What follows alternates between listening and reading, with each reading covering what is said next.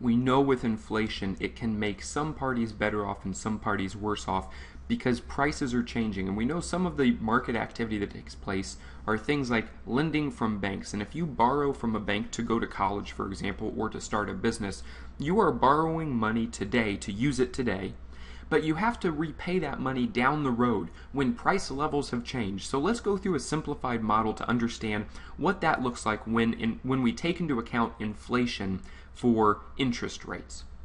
So here we've got a simplified example, and this is simplified to the extreme. You are only taking out a 1-year loan that has to be repaid at the end of the 1 year, so it's just one payment. And you take that loan out from a bank and you're going to start a business after college. Maybe you're taking out $10,000 to start a development company. You're going to create an app or something like that for a smartphone. So you're looking here, and we've got the borrower, you, and we've got the bank here as the lender. Now let's look at the terms here. The terms are pretty straightforward. You're going to borrow $10,000. It's 1 year repayment. It's just one payment that you'll make at the end. And what you have to do is repay 6.5% interest. This interest rate would be a nominal interest rate. And I'll write it here. Nominal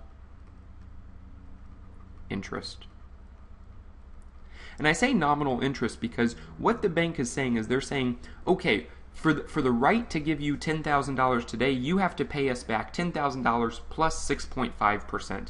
So let's come down here to the payment schedule and work that out. What would this year one repayment be?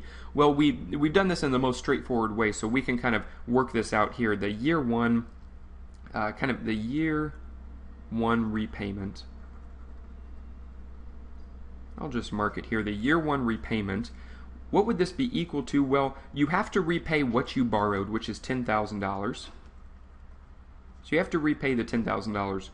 Plus you have to repay 6.5% interest on the $10,000. So plus $10,000 times 0.065, 6.5%. And what does this work out to be? Well, this works out to $10,000 plus 10,000 times 0.065 would be $650. And so you have to repay $10,650 in year one, at the end of 12 months. So let's go ahead and mark this in here. I'm going to put it in here. You have to repay $10,650. And so then I've put your profit. And it's just another way of thinking about you repay $10,650. You originally received $10,000. The difference between the two is negative for you, is negative $650. How about for the bank? What do they actually receive? Well, it's just the exact opposite, right? You repay $10,650 to the bank. So they receive that amount, $10,650. And what is their profit? Well, they receive $10,650. They originally lent you $10,000, so it's kind of the exact opposite in this case, right? Instead of repayment, they're receiving that, and so they receive positive $650 in profit. They profited $650 off of lending you $10,000 last year. And if we just stop the analysis there, we would say, okay, well, I think everything makes sense. You paid $650 for the right to have $10,000 to start a business, hopefully some sort of productive enterprise last year. Okay. But what we want to do is take into account that when you repay this money, when you repay this $10,650, the price level has changed. You received $10,000 last year. However, this year you repay $10,650, but prices have increased as well. Over that year, prices increased by 4%. And I want to write this into a different type of way. If we were going to think about this, this is just another way of saying that there's inflation, right? And the inflation rate is 4%. So let's consider this year one, right? We've got year zero here. I'll keep it in the same terms here. In year zero, this would be the same as saying that this is our base year. Base year. And so we know that our base year is going to have an index. So if we were to put this in terms of like the CPI, for example, the base year would be 100.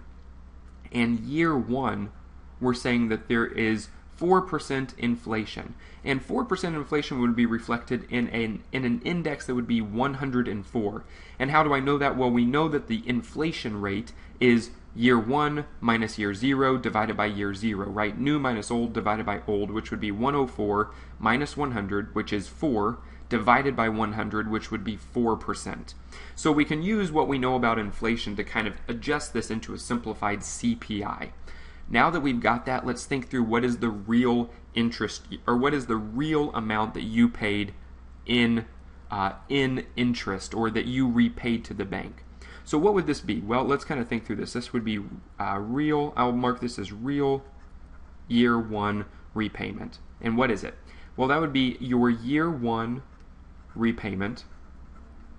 This would be the $10,650. And then it's going to be times we need to take into account the price change. And what do we know? Well, we have what do we do? It's times the CPI in the base year divided by the CPI in the year in question. And the base year CPI is 100. We want to adjust this back to year 0 divided by what the price level was when you repaid, 104.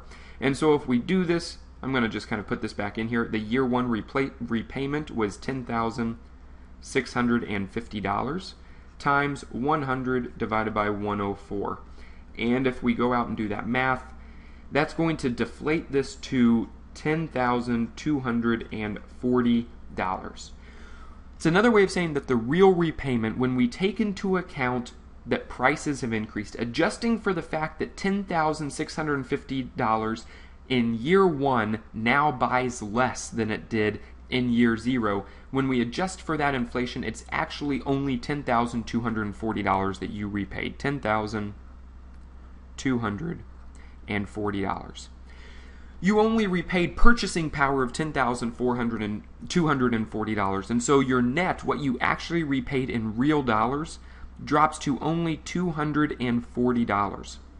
You are much better off, right? You are much better off as a result of inflation. Inflation, in essence, it eats away at this nominal interest rate.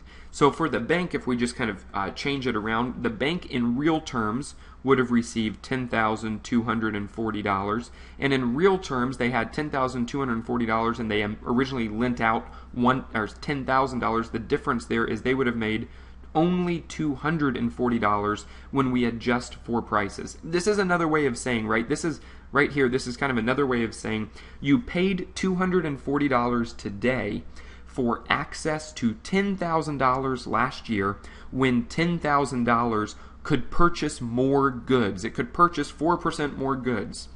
So we kind of understand what's going on here. In the bank's case, they are clearly worse off. As a result of inflation, if inflation was 0, then this payment schedule and the real payment schedule would be the exact same. It would be 100 divided by 100. Everything would be the same. And so here, as a result of inflation, the bank is worse off. Now, all of that would make sense, and I think it kind of, when we standardize for inflation, when we put these in real terms, when we look at kind of the real inflation rate, which is really just the difference between nominal and the inflation rate. So the real inflation rate would be 2.5% when we adjust for inflation. What we want to do is kind of think through what's actually happening here if inflation were to continue to increase. So maybe the bank expected that there was going to be 4% inflation, but what if instead inflation were 6% or 7% or 10%? I'm going to take us back out to the spreadsheet to do that here real quick. And this is everything that we were looking at. I'm just going to go to this inflation, and all that would change is it would just be taking 100, right? What do we have? 100 divided by 104. If we change this to 6%, it would be 100 divided by 106, right? To reflect this 6%, inflation. You can see that it's going to eat away at the real dollar value of what you're repaying. So let's go in and let's do that. I'm going to change this to 6%. And you'll see these numbers change. This drops all the way down to, you in real dollars, you would only repay $10,047. The bank is almost lending at 0 return. And in fact, let's change this to 7%, because we can get to a point where inflation actually causes the bank to have negative profits, to have a loss on its lending. It's one of the most important things in finance that we take into account for businesses and for banks, for lending. Anytime that you are borrowing, if we have runaway inflation, one of the things that we see is that inflation erodes what you have to pay back. So you as the borrower are better off with inflation. As the bank, if you are the lender, or if you are a lending institution or family and you're going to lend to another individual, increased inflation eats away at your profits.